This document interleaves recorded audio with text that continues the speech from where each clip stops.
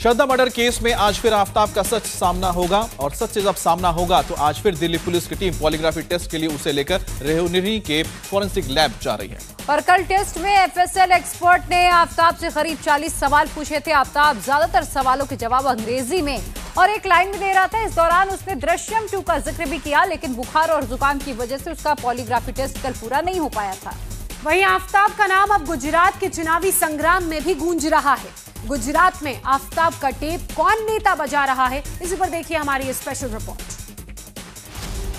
वो दिल्ली का कोई आफ्ताब है, उसने उस लड़की का कत्ल कर दिया बेदर्दी से।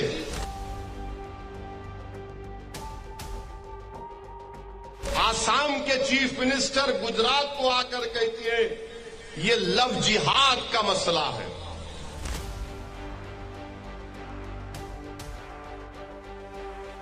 ये कहां से इसमें जिहाद आ गया? आसाम के मुख्यमंत्री,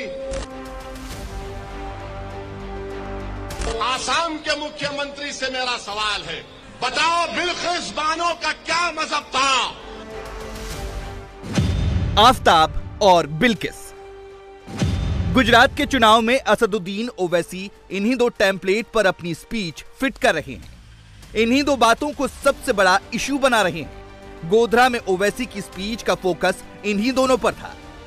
सोचिए, मुंबई के आफ्ताब ने दिल्ली में श्रद्धा का मर्डर किया और गुजरात में मुद्दा बन गया। असदुद्दीन ओवैसी आफ्ताब के नाम पर गुजरात के मुसलमानों को डरा रहे हैं। वो गोधरा का मुद्दा उठा रहे हैं और गोधरा से लेकर नरोदा पाटिया तक जा रहे हैं। बिल्किस की बात करके ओवैसी गुजरात चुनाव का नैरेटिव चेंज करना चाहते हैं। इसका एक सैंपल देख लीजिए। आसाम के मुख्यमंत्री गुजरात आए हुए हैं और आकर उन्होंने अपने एक भाषण में यह कहा कि किसी एक लड़के का नाम लिया। उसका नाम क्या था जिसने, हां, आफ्ताब। वो दिल्ली का कोई आफ्ताब है, वो की शादी करे। उसने उस लड़की का कत्ल कर दिया बेदर्दी से और हमने उसकी मजम्मत की, सबने मजम्मत की। मगर आसाम के चीफ मिनिस्टर गुजरात को आकर कहती है ये लव जिहाद का मसला है।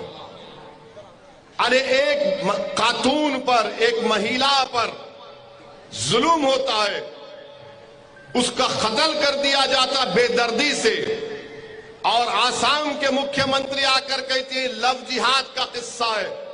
ये कहां से इसमें जिहाद आ गया? आसाम के मुख्यमंत्री, क्या आप दिन रात खाली जिहाद आपके आंख और दिमाग में घूमता है? एक आफ्ताब नाम का लड़का ने हमारा मुंबई से श्रद्धा नाम का एक लड़की को शादी करने का थोड़ा सा, जो भी बात करे हम तुमको शादी करेगा ऐसे बोल के दिल्ली लेके गया। शादी तो नहीं हुआ, उनको कैसे मारा? 35 पीस किया, एक ही लड़की को 35 टुकड़ा किया। और क्या किया जानते हैं? वो लड़की का जो मेरा बहन है, आप लोगों का बहन है, उनको फ्रीज में डाल दिया।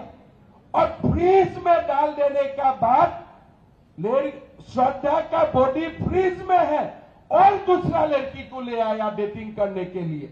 फिर किसी ने, पुलिस ने इसको पूछा, भाई आप खाली हिंदू लड़की क्यों लाते हैं? बोला नहीं, हिंदू भावुक होता है, हिंदू का साथ बातचीत करके, हिंदू लड़की का साथ बातचीत करने में भावुक हो जाता है, दे आर इमोशनल। तो उनके लिए मैं उन लोग को लेके आया हूं। आप देखिए, देश में ये एक आफ्ताब का कहानी नहीं है, हमारा देश में और कोई ऐसा आफ्ताब श्रद्धा का कहानी है। आज देश को लाभ जिहाद का खिलाफ सख्त से सख्त कानून का जरूरत है। अरे वो दोनों साथ रह रहे थे, उसने जुल्म किया, हम उसकी मजम्मत करते। इसका दीन से क्या ताल्लुक, मजहब से इसका क्या ताल्लुक? औरत पर जुल्म जो करते हैं उनको अगर मजहब का चश्मा लगाकर देखा जाएगा तो ये बड़ी नाइंसाफी होगी। तो आसाम के मुख्यमंत्री से मेरा सवाल है, गुजरात के मुख्यमंत्री से मेरा सवाल है, भारत के प्रधानमंत्री से मेरा सवाल है, बताओ बिल्किस बानो का क्या मजहब था? बिल्किस बानो को रेप करने वालों को मोदी जी आपने क्यों छोड़ा? आपने इन जालिमों को क्यों छोड़ा? बोलो आसाम के मुख्यमंत्री, बिल्किस बानो का नाम तुम्हारी जबान पर नहीं आता। अरे सबसे बड़े इंसानियत के दुश्मनी करने वाले आप लोग हैं। बिल्किस की बात तो ओवैसी गुजरात का चुनाव अनाउंस होने के बाद पहले दिन से कर रहे हैं, लेकिन आफ्ताब का इशू उन्होंने अभी अभी पकड़ा है। गुजरात के मुसलमानों पर अपना एजेंडा चलाने के लिए ओवैसी के पास अब दो एग्जाम्पल हैं, लेकिन जिस आफ्ताब को ओवैसी इस चुनाव में मुद्दा बना रहे हैं, उस आफ्ताब की असलियत अब खुलती जा रही है। दिल्ली में आफ्ताब पूनावाला का पॉलीग्राफ टेस्ट किया गया है। उसे झूठ पकड़ने वाली मशीन के सामने बैठाकर तमाम सवाल किए गए हैं। पॉलीग्राफ टेस्ट में पूछे गए सवालों का जवाब आफ्ताब सही से नहीं दे रहा है। एफएसएल सूत्रों का कहना है कि आफ्ताब अधिकतर सवालों का जवाब एक लाइन के उत्तर में दे रहा है। वहीं एक्सपर्ट्स आफ्ताब से हिंदी में सवाल कर रहे हैं, जिनका जवाब अधिकतर आफ्ताब इंग्लिश में दे रहा है। पॉलीग्राफ टेस्ट पूरा होने के बाद आफ्ताब के मेडिकल टेस्ट की रिपोर्ट आने में 2 दिन का वक्त लगेगा।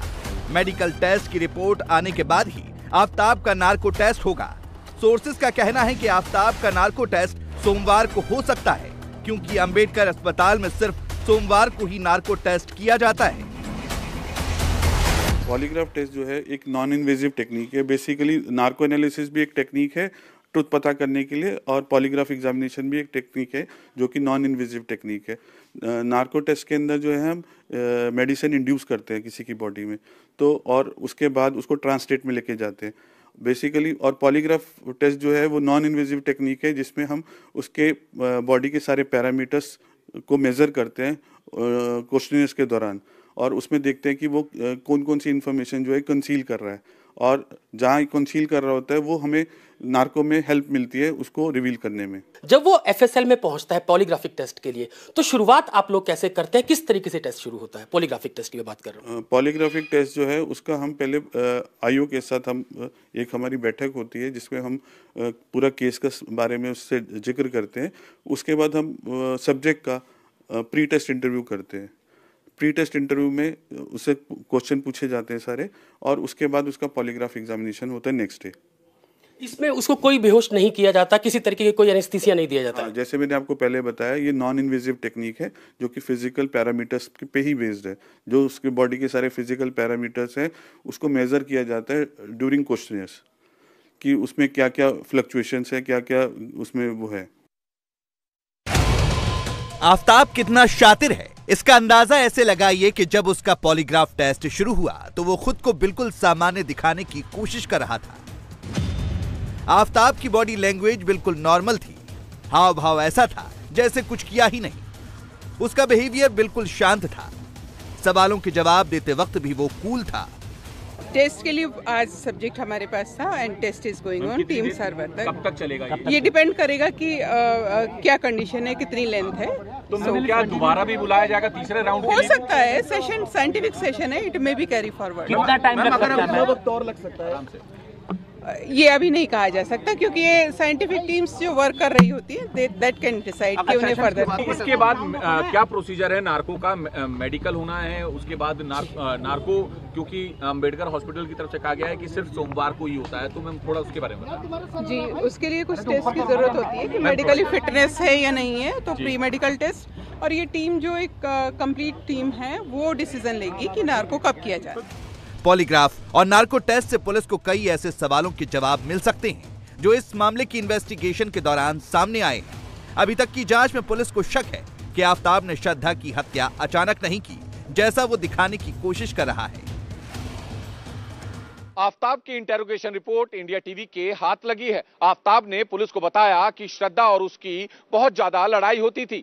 मार्च अप्रैल के महीने में वो दोनों हिल स्टेशन घूमने गए थे। इसी दौरान उन्होंने दिल्ली शिफ्ट होने का फैसला किया, लेकिन दिल्ली पुलिस को शक है कि मर्डर की साजिश आफ्ताब ने हिमाचल के एक हिल स्टेशन पर रची थी। आफ्ताब ने श्रद्धा का मर्डर प्री प्लान साजिश के तहत अंजाम दिया। पुलिस को ऐसा क्यों लगता है, उसके पीछे कई वजह हैं। आफ्ताब कहता है कि उसने गुस्से में श्रद्धा को मार डाला, लेकिन तमाम सिचुएशन कुछ और कहती हैं। आफ्ताब और श्रद्धा जब मुंबई से हिल स्टेशन के लिए निकले तो दिल्ली जाने का कोई प्लान नहीं था। हिमाचल में आफताब को बद्री नाम का शख्स मिलता है जो दिल्ली के छतरपुर का रहने वाला था। बद्री से मिलने के बाद आफताब दिल्ली का प्लान बनाता है।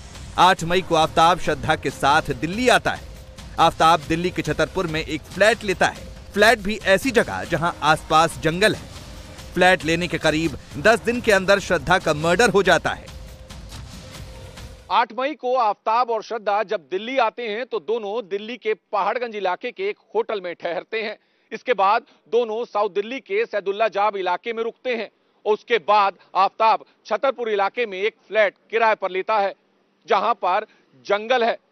दिल्ली पुलिस को यह शक है कि यह इत्तेफाक नहीं हो सकता, बल्कि उसने ये इलाका जानबूझकर चुना है ताकि श्रद्धा के शव के टुकड़ों को वो ठिकाने लगा सके। आफताब ने श्रद्धा के बॉडी पार्ट्स कहां-कहां फेंके।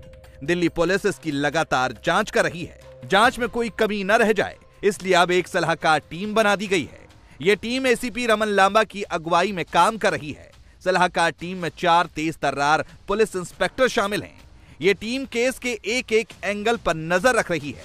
मर्डर केस से जुड़े एक-एक सबूत पर नजर रख रही है और सलाहकार टीम महरौली पुलिस को लगातार गाइड कर रही है।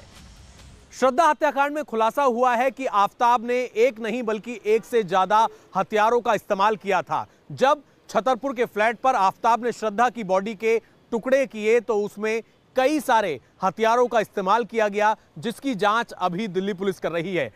पुलिस का कहना है कि 80% केस अब तक सॉल्व हो गया है। घर के बाथरूम में ब्लड स्पॉट की फॉरेंसिक जांच हो रही है। श्रद्धा की जबड़े और दूसरी हड्डियों की जांच भी चल रही है। इंडिया टीवी ने उस डेंटिस्ट से बात की है जहां श्रद्धा कई बार अपने दांतों के ट्रीटमेंट के लिए आई थी। एक तालाब में सर्च के दौरान एक जबड़ा मिलने की बात कही जा रही है। चूंकि आपने उनका रूट कैनल किया था, दांत का इलाज कर रहे थे, तो क्या कुछ ऐसी संभावना कभी भविष्य में बन सकती है कि अगर उसको आइडेंटिफाई करना है, चूंकि आपने इलाज किया, आपके पास पास्ट मेडिकल हिस्ट्री है, डॉक्यूमेंट्स हैं, वो उसके कुछ काम आ सकता है? अगर जबड़ा मिला है तो डेफिनेटली वो जो भी मैंने ट्रीटमेंट रिकॉर्ड्स प्रोवाइड किए उससे वो मैच कर सकते हैं आइडेंटिफिकेशन के लिए, लेकिन ये 100% नहीं रहेगा। इसके अलावा जो श्रद्धा के फादर का DNA सैंपल है उनके पास, उससे वो डेफिनेटली मैच करके 100% आइडेंटिफाई कर सकते हैं। लेकिन एक प्राइमरी स्तर पर चूंकि आपने ट्रीटमेंट किया था, डॉक्यूमेंट्स रखे थे, तो वो कहीं ना कहीं एक बेसिक हेल्प सपोर्ट जरूर करेगा। डेफिनेटली प्राइमरी आइडेंटिफिकेशन के लिए काफ़ी हेल्पफुल रहेगा। श्रद्धा मर्डर केस में अब तक कई खुलासे हो चुके हैं। पुलिस अब पूरा केस सॉल्व करने के बेहद करीब है। पॉलीग्राफ टेस्ट के बाद नार्को टेस्ट के साथ साथ कातिल का पूरा काला चिट्ठा सबके सामने होगा। इंडिया टीवी हर वक्त हर जगह डाउनलोड करने के लिए सर्च करें India TV news Google play store या ऐप स्टोर पर।